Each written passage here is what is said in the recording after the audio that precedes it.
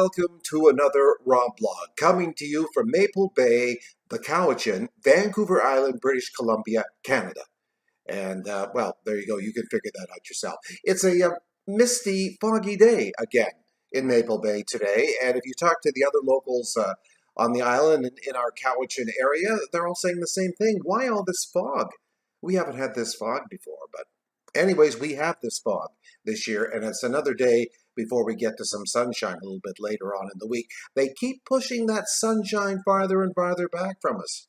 I must write to somebody about that. And speaking of weather, I'm going to tell you a little bit about Hawaii weather and what it's been like over the last month or so. I'm going to do that in just a little bit. Now, getting to my YouTube channel, I was reading a very interesting bit of information yesterday, and I watched a gentleman's YouTube video, and he was talking about the click-through rate. Now, as a viewer, you probably don't need to hear all this, but you might be thinking of starting your own YouTube channel. And the click-through rate is the number of people that basically look at the thumbnails on your video and decide to click on it to give the vlog a chance, just to see what it's all about. And he kind of listed the 6 important items when you're vlogging. To bring in viewers such as yourself. So I just thought I would go over this because I spent some time looking at this yesterday. So the click-through rate, 6 reasons why you, the viewer, click on a video like this RobBLOG. All right? Why do you click on the vlog? Number 1 is the thumbnail.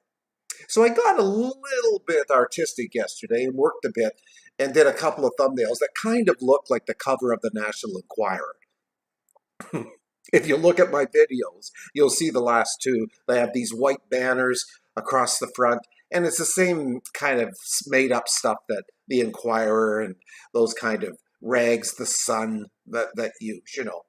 So I thought, well, I'll try it and just see if the views go up. So that's number 1, is a good thumbnail. Secondly, it's a title. Now, I always try to think of something creatively when it comes to the title. I should be creative. I mean, I've done a lot of creative things in my life, from theater through to writing and shows and writing commercials for radio. So I think the creative thing I can pretty much get down as far as thinking about a different title. And if you look back again over my videos, you'll see a lot of different titles. Titles that I hope will grab people when they see them listed. They, oh, I wonder what that's all about. Number 3 is the length of the video. Now, sometimes it's very tough when you start to talk about something to keep the videos down, but 5 minutes or less, I try to keep to that, and really about 3 minutes, because I read that most of you viewers, you start to tune out after 2.5 minutes. So why waste your time as a vlogger recording all that stuff if viewers are going to start to turn out? So I need to slice the time of my vlogs down, and I have been trying to do that over the last month or so. Number 4 reasons why people click into a vlog is the number of views. So they look at the views and they see that it's had quite a few views, so they think they're in good company, so they click on it. So that's number 4. Number 5 is the date published. I've gone into some sites where it's been months or years since someone has published something, and I think, why do you even keep it active? I guess the blogger forgets about it, but some of them have been inactive for 8, 9, 10 years. That's amazing. But the date is very important, and that's why I try to do a fresh vlog every day. And number 6 is the perception of the content. So that would be looking at the number of views, looking at the title page, at the thumbnail, looking at the title and the description of the vlog, and then very quickly, I don't think you sit for 5 minutes, viewers, because I don't sit for 5 minutes thinking, well, I'm going to click on that or not.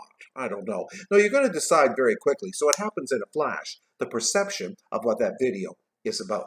So there you go. The click-through rate, 6 reasons why viewers like you click on a vlog like this. So that's interesting. And I'm going to keep doing some little funny thumbnails for a little while, making them look like the Toronto Sun or the National Enquirer or something along that line, you know, just to see what happens. So, weather. Well, I was a little taken aback. I was looking at a Hawaiian website this morning, news website, because I wanted to see what the restrictions were of travelers from Canada going to Hawaii. And I know for a while there, they just shut down the state altogether. But they have been gradually reopening. So I did learn a little bit about what one has to do to go to Hawaii.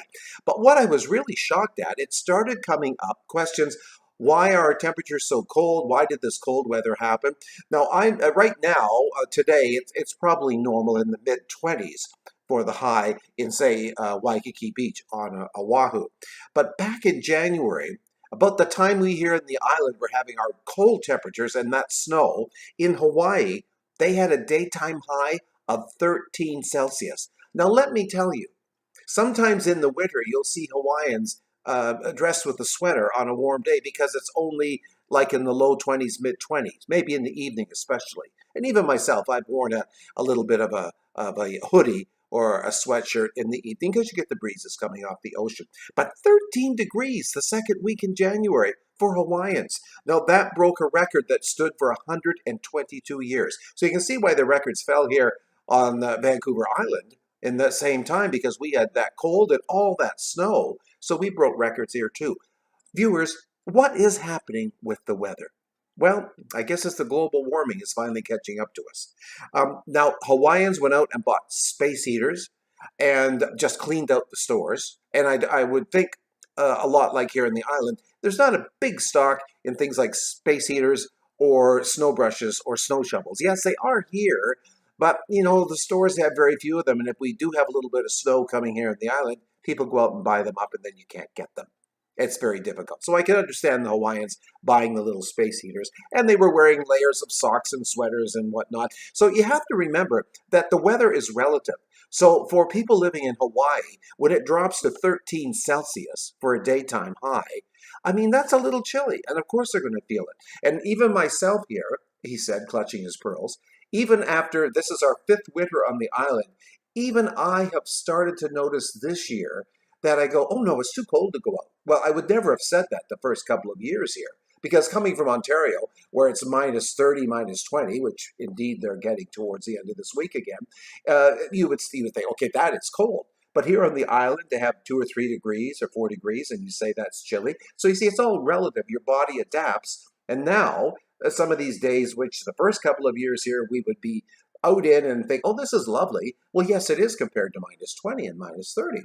But so relativity is how you deal with how you dress and how you look at your weather. But that is what happened to these folks in Hawaii.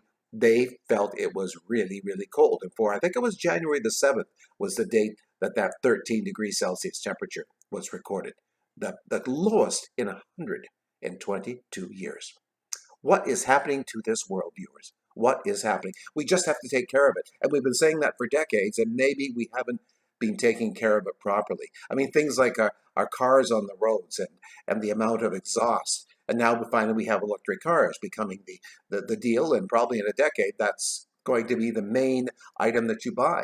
And then, of course, there's all the cows in the field and all that CO2 gas that's coming from cows. It's why people should be eating plant-based. I realized that myself a couple of years ago, and that's what I've been doing as well. So, you know, this poor old world of ours and this earth, you know, this beautiful green, blue earth we have, and we just have to really start to take care of it. And personally, that stuff that's going on in Ottawa and other cities across this fine country of ours, small portion of the population, but you know, it's worrying. It's worrying all the same. Well, viewers, that's going to be it for today. I thank you so much for tuning in to this RobBLOG. I hope you enjoyed them. Look back over some other blogs that I've been recording for you viewers since around the 4th of December. I'd appreciate that. You can leave a comment, you can subscribe, or you can just sit back and enjoy the view. Thanks, viewers, and we'll see you next time.